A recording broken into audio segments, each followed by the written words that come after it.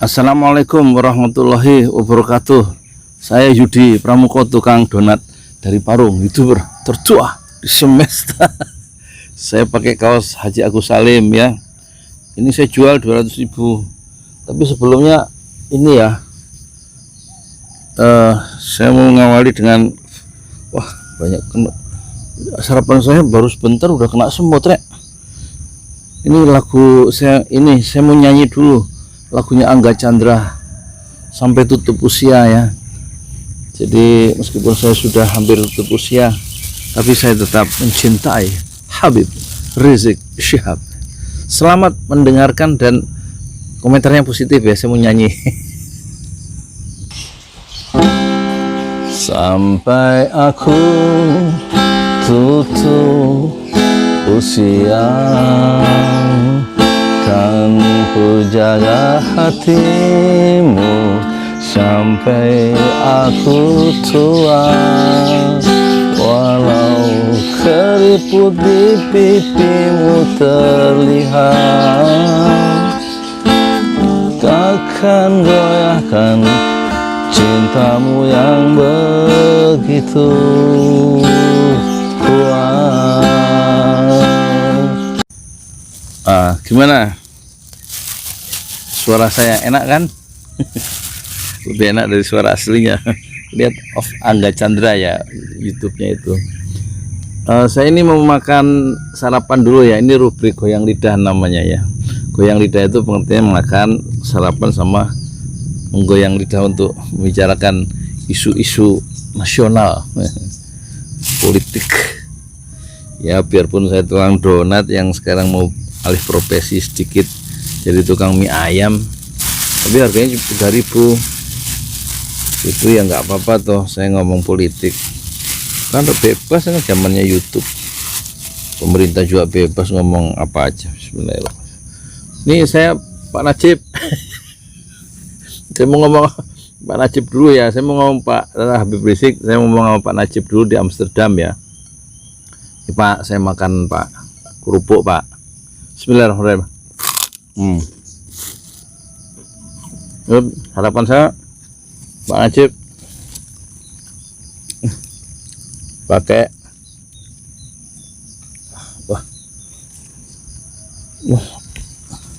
cabenya, pakai ini Pak, kurma.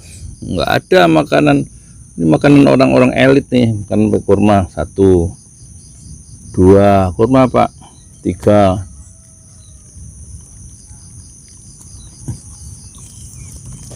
5. Ikan nasi dikit, terus pakai ikan asin yang kemarin Pak, udah 2 hari umurnya nih ikan asin nih. Nggak ada lagi tuh, tinggal buntung tinggal segini Pak. Terus tahu juga tinggal 1. Pagi-pagi ini tadi jam 6 saya tahu kemarin Pak. Terus ini sayur labu Pak, ada cabenya dioseng-oseng. Sayur kemarin sayur kemarin juga belum masak istri saya tuh. Ini sayur blendrang yang kemarin ya. Rakyat ya kan, kita itu mensyukuri yang ada Pak, yang ada itu jangan dibuang. Meskipun kemarin kan masih enak Pak. Jadi soal Habib Rizik ya sekarang udah Pak, saya makan ini ya kayak kerupuk Pak. Bismillahirrahmanirrahim.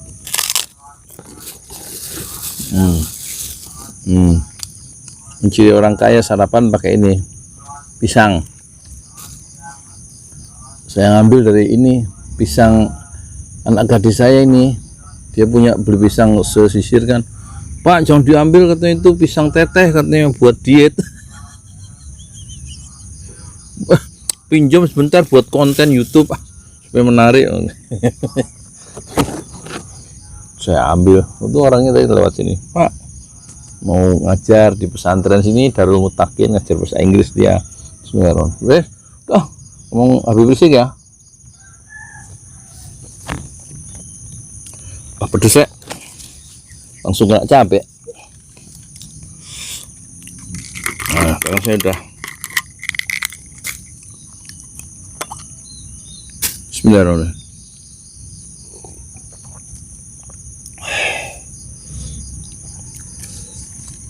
saya udah lihat tuh video pertama apa Habib Rizik ya, tentang apa itu namanya, ceramah dia yang pertama tanggal 10 November malam. Wah, rupanya dia punya perjanjian dengan Badan Intelijen Negara tuh, dan dia nggak akan dia buka kalau kecuali keadaan darurat.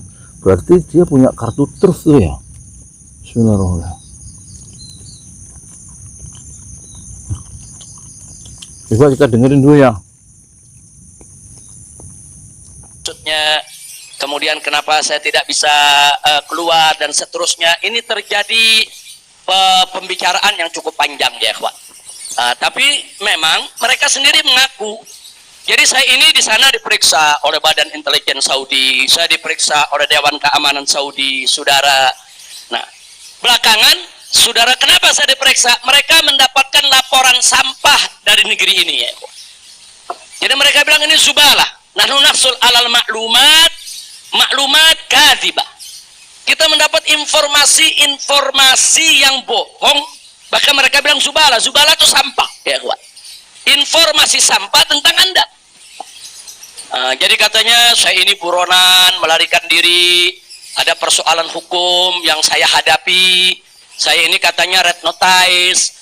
Kemudian ada lagi yang mengatakan kalau saya ini saudara orang politik yang selalu bikin keributan di mana-mana, nanti bahaya untuk keamanan Saudi. Nah, ini laporan-laporan semacam ini, saya tidak mau menuduh siapa yang melapor, si A atau si B atau si C ya kawan, tapi ini ada. Dan ini bukan laporan dari orang biasa. Kalau laporan dari orang biasa, saudara, nggak bakal dihiraukan oleh pemerintah Saudi. Ini tingkat negara. Ini bukan tingkat RT, bukan tingkat RW, ini tingkat negara. Negara Saudi mendapatkan laporan. Berarti yang memberikan laporan ini, saudara, ini tingkat tinggi juga. Nah, tapi ala kulihal semua kita buktikan. Mereka bilang, apa betul? Anda ini punya kasus hukum, ada 2 kasus hukum, satu di Jakarta, satu di Bandung. Saya katakan kepada mereka, saya tidak punya kasus hukum. Mana buktinya? Saya punya SP3. SP3-nya saya terjemahkan ke dalam bahasa Arab. Kayaknya dalam sejarah nggak pernah ada SP3 diterjemahkan ke dalam bahasa Arab. Sebab kalau saya serahkan SP3, ya tentu kan polisi di sana nggak paham, intelijen di sana nggak paham apa isinya, apa maksudnya. Kita terjemahkan dalam bahasa Arab. Kita buat dokumen resmi, terjemah resmi. Jadi saya katakan, tuduhan apa yang Anda dapat dari pemerintah Indonesia? Oh, Anda ini melarikan diri dari Jakarta karena ada kasus hukum. Saya tunjukkan, ini SP3. Silakan Anda baca. Begitu mereka baca, mereka kaget. Oh, ini kan hukum sudah selesai. Kenapa kok masih dilaporkan Anda tetap bersalah? Jadi pemerintah Saudi sendiri yang menilai ya.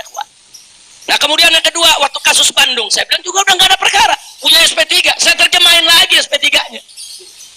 Saudara. Nah, terakhir mereka bilang, katanya Anda ini dikejar-kejar badan intelijen dari negara Anda. Saya bilang, enggak, saya nggak punya persoalan dengan badan intelijen. Oh, tapi ini ada laporannya. Anda bisa buktikan kalau Anda tidak punya permasalahan dengan badan intelijen Indonesia? Punya. Loh, apa buktinya? Saya punya dokumen perjanjian antara saya dengan badan intelijen negara Indonesia. Saya terjemahkan lagi dalam bahasa Arab. Resmi di situ, saudara. Dan dokumen ini kan belum saya buka ke masyarakat ya, ikhwan. Saya pikir nggak ada perlunya saya buka ya, ikhwan, kecuali kalau darurat saya tunjukkan. Mereka kaget loh. Anda punya perjanjian begini bagus dengan negara, Anda tidak punya masalah. Kok dilaporkan macam-macam? Nah, ini yang jadi persoalan ya, ikhwan. Ala kulihal, singkat cerita, kalau saya cerita terlalu panjang. Coba. Ya, kita nggak tahu tuh apa isinya tuh. Nanti pemerintah kelihatannya nggak berani macam-macam ya. Wah, bahaya juga itu. Bukan bahaya, maksudnya ya saling mengukur langkah kan akhirnya kan.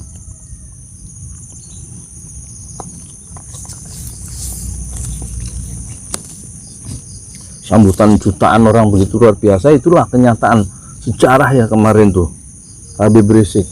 Satu, dan Habib Rizik canggihnya gini ya, bikin narasi yang nggak bisa orang semua tolak tuh kan, nggak bisa ditolak oleh penguasa yang paling jahat sekalipun ya kan, istilahnya begitu. Dia pakai meluncurkan istilah revolusi tapi akhlak Hebat ya. Jadi terpaksa revolusi akhlak tuh diungkap bolak-balik sama pemerintah ya, bahwa revolusi akhlak tuh pokoknya baik lah gitu, nggak mungkin yang jemput nanti rusuh gitu kan. Berarti sudah langkah-langkah pemerintah itu sudah ngikuti langkah yang dimainkan oleh apa, oleh Habib Rizik ya. Revolusi akhlak itu mau nggak mau tuh. Jadi pemerintah sekarang menari, istilahnya gitu, nari karena gendang yang ditabuh oleh Habib Rizik. Berarti Habib Rizik canggih tuh. Siapa yang ngeluarin istilah revolusi akhlak di Mekah itu? Kelihatannya Habib Rizik ya. Nah, Habib Rizik sendiri, nah waktu di ceramah pertama itu dijelaskan tuh arti revolusi akhlak itu. Artinya revolusi akhlak tuh, kalau yang tadinya pembohong dia ngomong pembohong ya, pejabat-pejabat itu dari atas sampai bawah jangan jadi tukang bohong lagi tuh, revolusi akhlak. Terus yang tadinya khianat tuh ya, jangan khianat lagi, megang amanah. Wah, terus apalagi tuh, yang tadinya suka ingkar janji pemimpin tuh, karena kata Habib Rizik di depan jamaahnya, di videonya kan terbuka tuh ya, jangan suka ingkar janji. Terus pokoknya yang gitu-gitu. Jadi canggih dia. Jadi ulama itu jangan dipersekusi, ulama di atas semuanya, itu kan, di atas ya, begitulah, lihat sendiri ya. Sekarang kita lihat coba Mahfud ya, MD nggak punya cara lain kan. Tadinya dia kan kalau nanti yang rusuh saya sikat katanya. Omongan Mahfud sebagai pejabat negara itu ngomong kata sikat untuk merespon kalau pengikut Habib Rizik itu rusuh gitu di bandara akan disikat. Artinya berarti dengan kekerasan kan, dengan aparat kan. Itu tuh ditanggapi Refli Harun, ditanggapi siapa itu, Rocky, kata Rocky ya itu kan bahasa preman. Karena saya mengikut Habib Rizik, kata Rocky, berarti saya disikat juga dong. Kalau saya bikin videonya saya bawa sikat gigi ya kemarin tuh ya. Pak Mahfud tuh ya, kita lihat, kita dengarkan ya, Mahfud MD yang sekarang sudah mulai melunak. Pemerintah masih mencatat bahwa Habib Rizik ini pulang ke Indonesia untuk melakukan revolusi akhlak. Revolusi akhlak itu akan menimbulkan kebaikan, oleh sebab itu semuanya harus tertib. Silakan menjemput, tapi tertib, rukun dan damai seperti yang selama ini dianjurkan oleh Habib Rizik. Oleh sebab itu kalau mereka yang membuat ribut, membuat rusuh, kita anggap bukan pengikutnya Habib Rizik. Kalau pengikutnya Habib Rizik pasti yang baik-baik, pasti revolusi akhlak. Nah, lihatin, nggak bisa lagi dia mengelak kan, bahwa kenyataan harus dihadapi. Padahal penyambutan belum terjadi, tapi mungkin sumber-sumber intelijen sudah memberikan informasi yang memadai ke Pak Mahfud ya. Kan? Mungkin kalau pejabat itu jangan arogan. Ke ayatnya sendiri ya, yang ramah gitu kenapa sih? Nah, yang ramah, jangan pakai bahasa kekuasaan. Pemimpin mah harus lemah lembut terhadap rakyatnya, menurut Islam ya.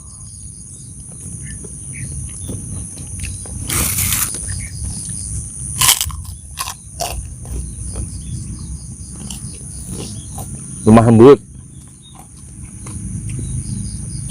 Kalau kasar, kata Rasulullah, orang itu akan pergi jauh dari kita. Harusnya lemah lembut, yang bintalahum. Kalau enggak min haulik. Kalau kita kasar, menurut Quran, makanya dipakai Quran Pak, dan konstitusi dalam mengelola kekuasaan tuh.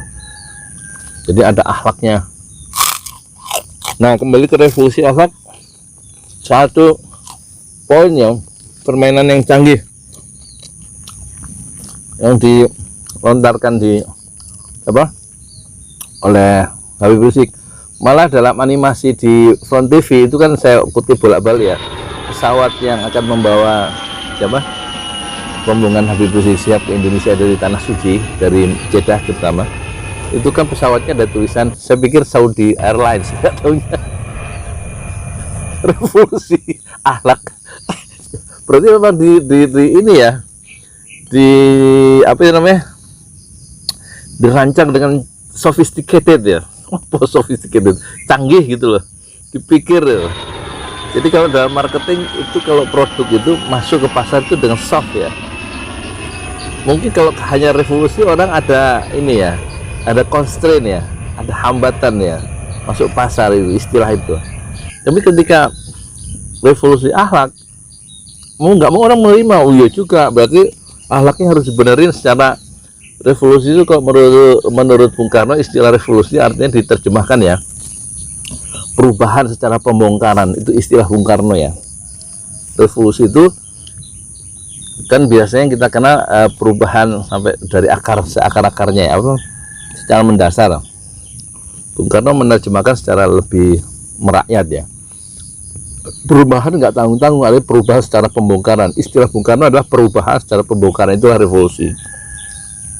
Nah, di tangan Habib Rizik revolusi ditambah kata akhlak.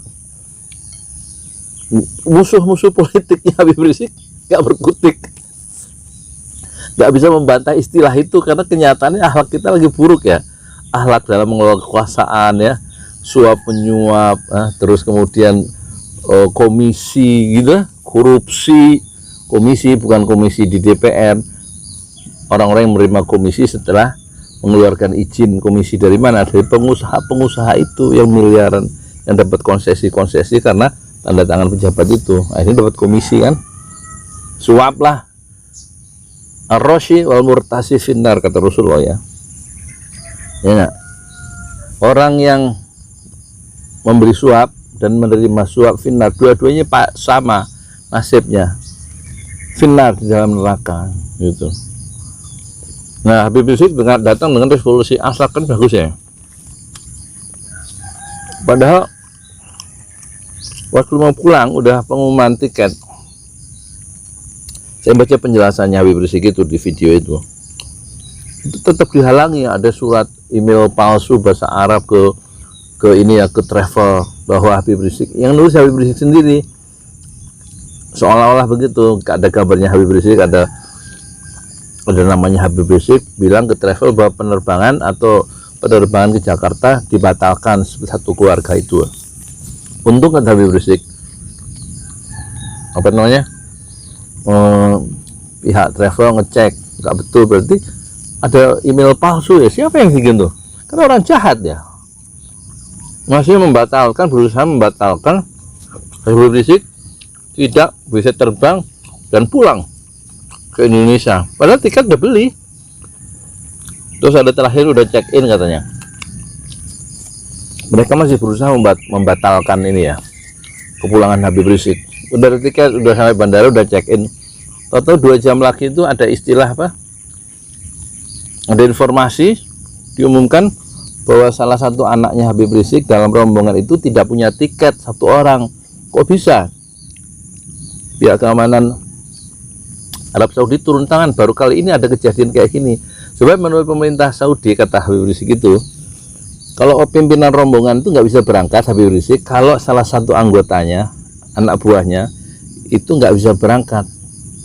Tapi anak buah bisa berangkat ya, semua pimpinannya boleh tinggal. Tapi kalau anak buahnya salah satunya anaknya itu nggak punya tiket, itu Habib Rizik pasti nggak bisa berangkat. Akhirnya alhamdulillah tuh Habib Rizik bisa diurus.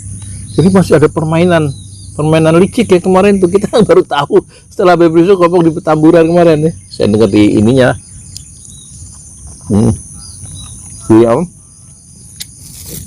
di videonya.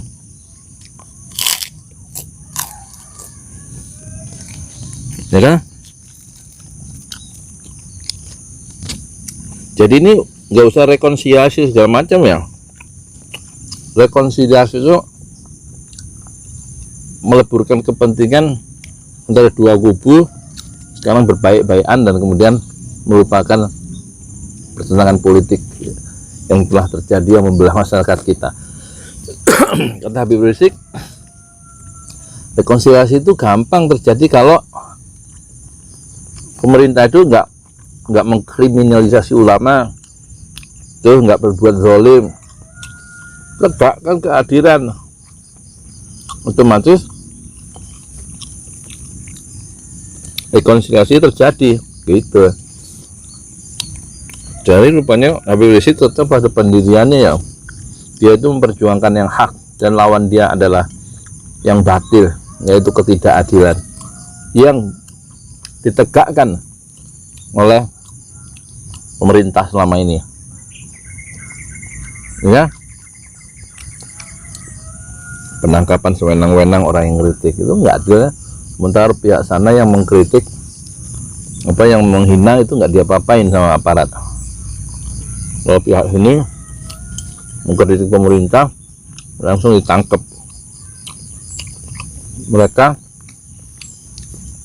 menghina, ngomong macam-macam dilaporkan, nggak diurus laporannya kan gitu ya. Semua udah tahu itu. Asin enggak kasihnya?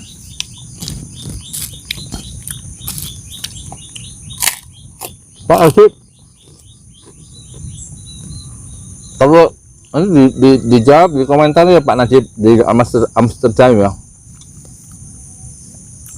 Itu apa? Kalau sarapan pakai apa sih di Belanda? Pakai keju apa pakai singkong?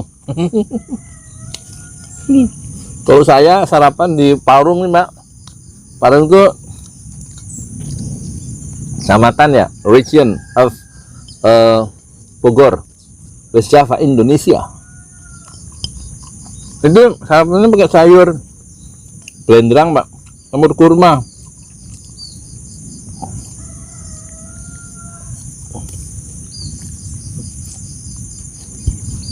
Maaf lah dibatin ya, saya agak kampungan ya, makannya nggak pakai adab, ngomong sambil makan. Ya kalau saya ngomong, hei makan sih, ngapain? Mr. Irianto rekaman, mari sini. Iya biarin banyak nyamuk makhluknya Allah.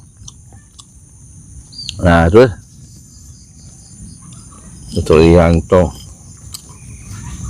ya, banyak orang nggak bisa makan Pak Najib di Indonesia nih. Tahu kok tahunya? Tahu, saya ngobrol sama pedagang-pedagang. Pedagang itu menghemat. Ini menghemat uangnya, makan siang aja. Ya. Nanti dia dikasih makan sama majikannya sama bosnya. Ini ya. Apa namanya? Sore. Jadi pagi dia ngopi paling masih ada tak buang sih. Ngopi Pak.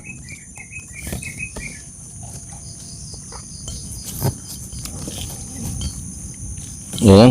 Jadi revolusi akhlak. Makanya saya mau ikut ya. Dengan istilah revolusi akhlak tuh menarik ya. Dia dengan revolusi akhlak dia akan mengkritik pemerintah dari segi penyimpangan pengelolaan kekuasaan ya. Itu kan berarti akhlaknya lagi anjlok tuh. Nah, dia datang dengan istilah revolusi akhlak. Bagus itu Habib Rizik ya, mainnya canggih ya. Lihat. Nah terus selama 3,5 tahun di Mekah, jadi sekarang kita makin yakin ya kenapa dia nggak bisa pulang ya, karena memang kata Habib Rizik, kata pemerintah Arab Saudi, dia dikasih informasi bohong dan sampah oleh pemerintah Indonesia ya kan, sehingga dia punya kesan yang negatif terhadap Habib Rizik gitu. Dan ternyata ya mau pulang masih dihalang-halangi kan, meskipun tiketnya udah punya. Gitu. Oh ya, sekarang saya mau jualan ya. Jualan program.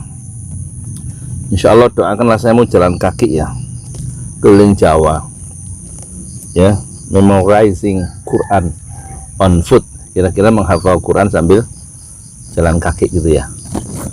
Bener nggak itu bahasa Inggrisnya? Memorizing Al-Quran ya, on foot gitu kan. 30 juz ya, kita mulai aja dari juz 30 ya kan, ya enggak? Dan sambil membangun dalam tahap pertama 99 pesantren tahfiz Al-Quran, matematik dan Inggris ya, di berbagai kota itu. Kalau ada yang mewakafkan, langsung nanti kita resmikan, tapi mereka yang mengelola ya, namanya Pesantren Jolali, tapi mereka yang mengelola di kota masing-masing. Barangkali ada rumah kosong, jadi kalau pesantren tahfiz Al-Quran, matematik dan Inggris gratis untuk masyarakat setempat, diajari hafalan Quran, hadis, kemudian apa namanya itu, Quran, hadis, diajarin matematika, bahasa Arab. Matematika tuh diajarin coding ya, programming ya, gitulah ilmu-ilmu yang sekarang itu. Terus diajarin pembukuan sederhana ya, diajarin apa lagi itu, matematika, kalkulus, integral gitu loh. Terus bisa ngomong bahasa Inggris sama bahasa Arab di lingkungan pesantren itu. Nah tentu harus ada yayasannya kan, pesantren Jolali itu. Dan nawarkan brand saja, brand mereknya. Bikin 99 di berbagai kota di seluruh Indonesia, paling enggak di Jawa dulu ya. Menjang jalan saya akan melaporkan hafalan Quran saya nambah berapa ayat hari itu di YouTube ya, ambil jalan. Insya Allah jalannya enggak hanya 40 kilo aja sehari ya kan, paling ngelilingi Pulau Jawa paling 2 bulan ya, santai, tidurnya di masjid. Minumnya air keran di masjid tuh, sambil nyari funding ya, fundraising maksudnya, untuk membangun pesantren tahfiz Al-Quran 3 lantai di sini nih. Kan tanahnya sedang saya bebaskan tuh 600 meter, semeternya 750.000. Silahkan kalau mau ikutan ya. Oh iya, terima kasih kepada Ibu Ajeng ya, dari Taiwan, Ibu Ajeng Farah namanya, ngirim 2 meter, beli 2 meter 1.500.000 ya. Makasih ya, jazakillah khairan katsiran.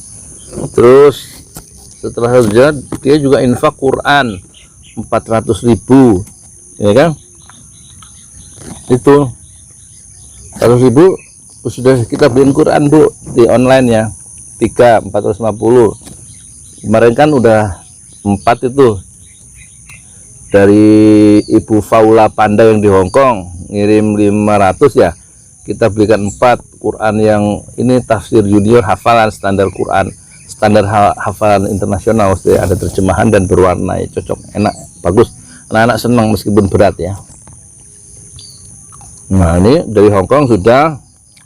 Terus dari Ibu Fanda 400.000 sudah kita terima, kita belikan 3 ya. Kalau mau wakaf Quran silakan ya, ya harganya 150 sih. Kalau 1 juta ngirim ya dapat 6 ya, atau 150 dapat 1. Nanti kita distribusikan ke anak-anak ya, yang sudah mulai hafalan Quran. Terus 291 itu Bu itu ngirim buat saya katanya. Mungkin buat nambahin lontong sayur. Terus yang kedua, saya terima kasih ke Ibu Zasmi ya, dan dan suami Pak Jasman ya Bu, ngirim ini wakaf tanah ya, 3 juta. 3 juta itu berarti 4 meter ya. Alhamdulillah, jazakumullah khairan katsiran ya. Terus ada siapa lagi ya, saya lupa baca catatannya itu ya. Oh ya, ibu ini wakaf tanah juga, Ibu Idrita Zubir ya, 200.000. Ini infak, tapi saya bilang buat ini aja Bu ya, buat apa namanya, wakaf tanah ya, terserah katanya. Terima kasih untuk semuanya, moga-moga Allah menerima dan membalas ya amal jariah ibu-ibu dan bapak-bapak, kakak-kakak dan adik semua, untuk apa, dibalas dengan pahala yang lebih baik, yang berlipat ganda ya. Jazakumullah khairul jaza ya. Semoga Allah membalas ya kebaikan antum semua, kebaikan Anda semua dengan khairul jaza ya, dengan balasan yang terbaik dari Allah. Amin amin ya rabbal alamin. Ya udah gitu aja ya. Terima kasih. Nanti saya akan kalau yang mau ikut di tengah jalan, nanti saya juga bikin live streaming ya sambil jalan. Dari misalnya tadinya saya mau ngeliling Jakarta dulu, kayaknya langsung ini ya, langsung Parung ke Bogor, Puncak, Bandung gitu ya, terus Garut, nanti bis Garut nanti baru menyusuri selatan Jawa sampai mana itu ya, begitulah, Jogja, Kroya gitu dulu, hampir Borobudur sebentar. sambil ngapal Quran ya. Kalau mau ikut syaratnya satu, harus membiayai dirinya sendiri dan harus mandiri sebagai seorang mujahid dakwah fi sabilillah. Kita berdakwah untuk memotivasi orang-orang lebih dekat lagi kepada Al-Quran, dekat kepada hadis ya, supaya taat kepada Allah dan taat kepada Rasulullah Sallallahu Alaihi Wasallam. Ya, jazakumullah ya. Mohon maaf lahir batin.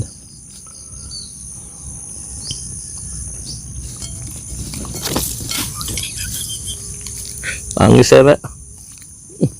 Makasih ya. Assalamualaikum warahmatullahi wabarakatuh.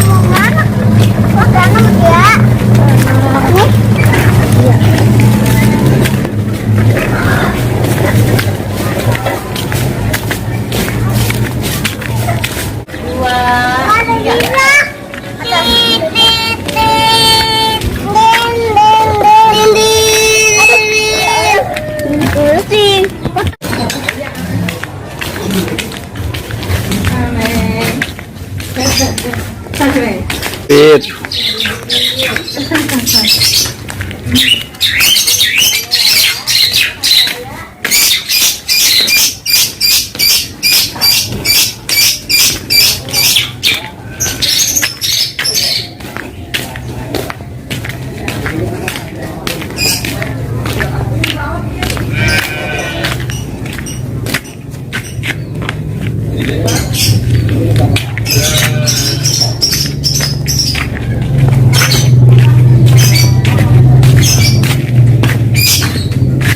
Lihat tanah nih, aku jalan dari sini berapa menit,